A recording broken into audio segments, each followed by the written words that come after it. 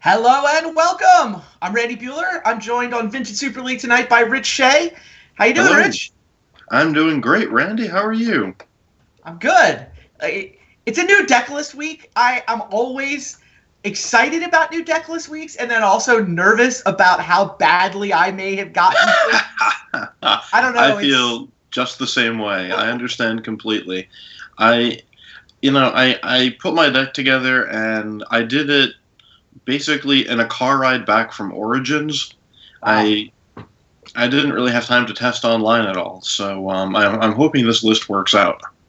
Well, I'm gonna hope that it doesn't work. That it works out in week 5 and week 6, because you and I play each other in round 2 tonight. We do, don't we? We do, yeah. I won't grill you too much on what you brought to the table. I boiled it down to 2 choices, and I have no idea if I chose correctly. I don't know. We'll see. All right. I kind of figured. I don't know if this is right. I kind of figured you might go with Eldrazi, but we'll find out.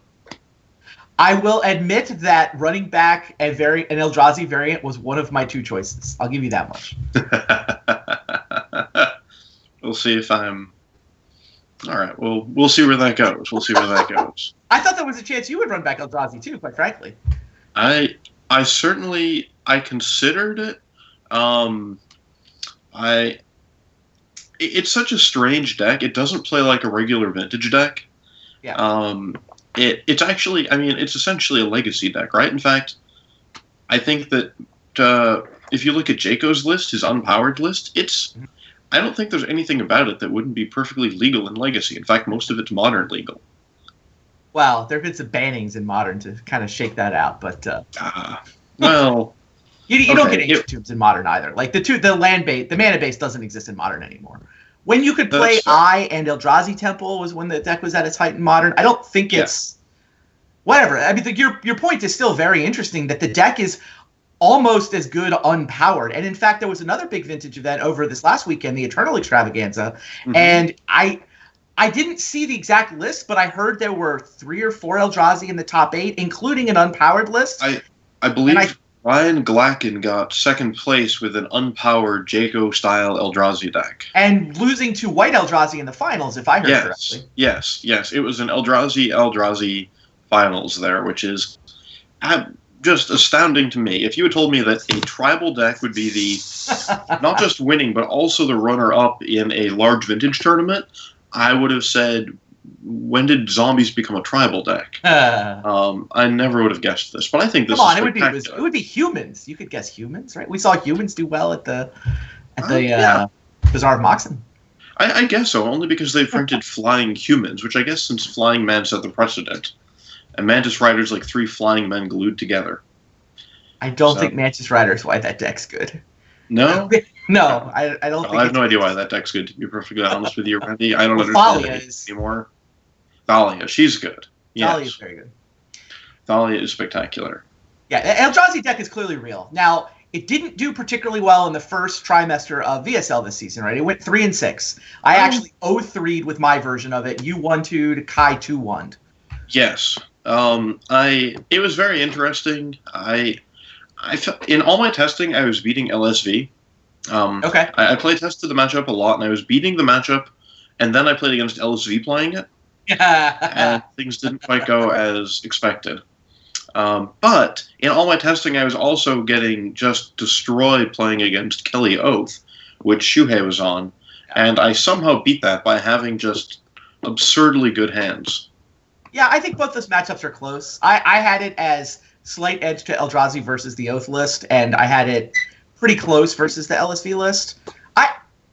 I certainly I don't feel like I deserved an 0-3 based on deck choice. I mean, I didn't play great. I made a couple of mistakes in a couple of different matches and got a little bit unlucky, but the deck is definitely real.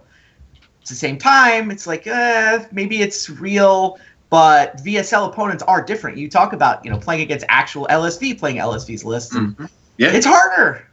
There's some good players in this league, and that can actually change the matchups appreciably. And, a deck like Eldrazi, where it does these incredibly powerful things, but you're basically, you get your opening hand, right? You move in, you do whatever powerful couple, 2, 3, hopefully you have 3 powerful things, and then just drawing off the top. And, you give good players a lot of decisions and more turns, and they can find ways to wriggle out of some crazy scenarios. Oh, I agree completely. In that sense, it's a lot like a workshop deck, where you really hope your opening hand's going to get you there because you don't have too much else to follow it up.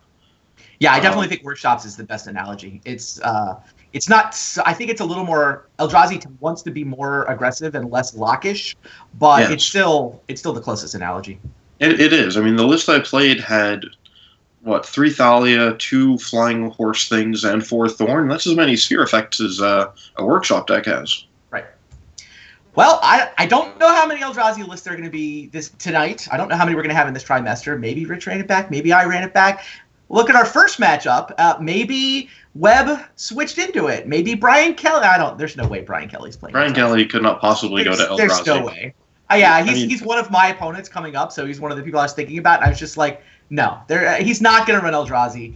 But so our first match is Webb versus Brian. We've got there you see the matchup. These are lifetime stats for these guys, so sample size a little small for Brian. Didn't even really want to calculate a win percentage or an average finish. That makes sense. And Webb showed up last season and just crushed it, off to not quite as good a start this season. His win percentage is coming down a little bit, but it's still among the best in the league. Oh, yeah. I'm looking forward to this match. I mean, both these guys are really good. Brian Kelly is the Vintage World Champion and might continue to be the Vintage World Champion forever now. So, I think technically he's the Eternal Weekend Vintage Champion, but I feel you. I'm with you. Webb, meanwhile, also had some Eldrazi in his list last set. I mean, I've been talking about it as if there's 3 Eldrazi decks, and I feel like, there's 3 decks that had, 5+ Eldrazi. He had Thought-Knot Seers in his workshop deck, though. Oh, yeah. I mean, that's something that Brian Schlossberg came up with, and I know Montolio won the NYSE with that. So that has Eldrazi Temple, and that has Thought-Knot Seer. I don't really consider that an Eldrazi deck. Agreed. I think it's. I would call that a workshop deck that just happens to run Thought-Knot Seers. It is a workshop deck. It's just that, Lodestone Golem gets replaced by this other 4-mana large creature with a control-ish ability. But it's not running the straight-up aggro cards of Reality Smasher the way the other Eldrazi decks are. Right. Now, what do you think Webb's going to do this set? Did you say he's one of your opponents coming up? What was your logic for him? I kind of figured that Webb was going to run back workshops because that's done really well for him. Reasonable. So certainly well within his range. Oh, absolutely. I mean, he's had success with it before. So I guess I kind of figured that, he would be on chops, and I wanted to make sure I was ready for that. Yeah, I would certainly. I don't have Webb as an opponent, but if I did, I would make sure where I was ready for a workshop deck. I don't know that he's 50% to run workshops, though. Just the fact that he ran it before, I feel like the league has a heavy incentive to make you want to switch, right? Because everyone is going to make sure that they're ready for whatever you ran last. I don't know. We'll see. I can see that. I think I was the most consistent player on decks until Shuhei. And Shuhei has just been pure Brian Kelly oath, so that helps me feel like I'm playing more diverse decks, which is good. Yeah, Shuhei has in fact submitted the same oath list 3 times. Right, there was the original, double elimination portion of the play-in tournament, qualifier tournament. Then the single elim, he ran back the oath deck. Then the first trimester here in the league itself, again with the oath. There's no way, right? There's no way he just runs back oath. He's so good at Magic. There's plenty of way. I mean, that's. I guess that,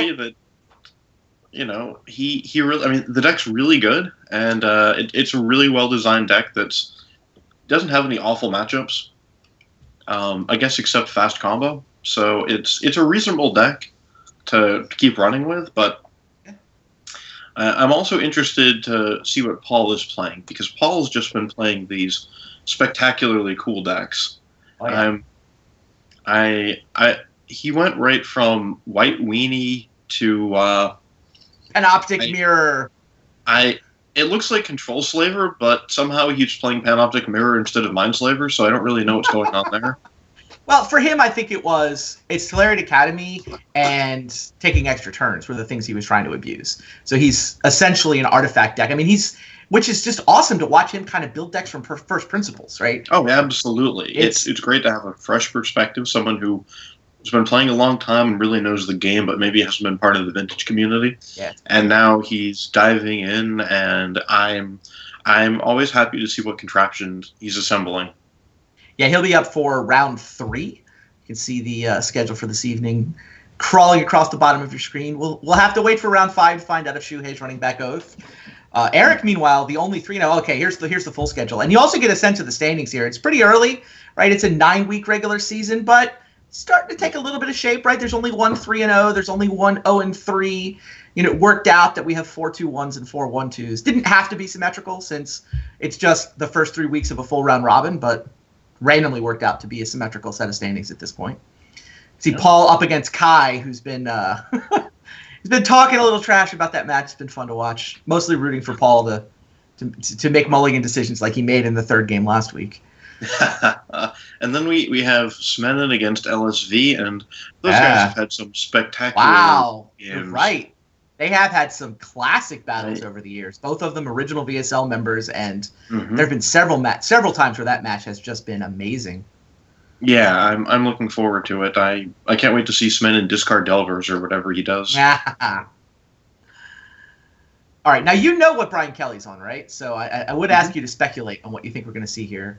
But I think I can't speculate on what Brian Kelly's on because I already know what he's on. Right. I think it's going to be something mentor-ish again. Like, I think it's going to be a blue deck. Like, in my mind, his range goes from Oath through Mentor over to Storm. I mean, but I think it'll be bluish. There's still a pretty big diversity there, right? It's hard to pin somebody down if, like, maybe it's Oath, maybe it's a creature deck, maybe it's a combo deck. There's still a pretty big range, but he seems like a blue mage at heart, and I'm not even sure, like, the combo piece of that feels small to me. Oh, he is absolutely a blue mage. But as you said, there's a lot of diversity within blue. So all right. Well, hey, it's time to find out. Sounds like our players are ready. Let's get down to the action. Stay tuned. All right. For VSL match number 1. Here we go.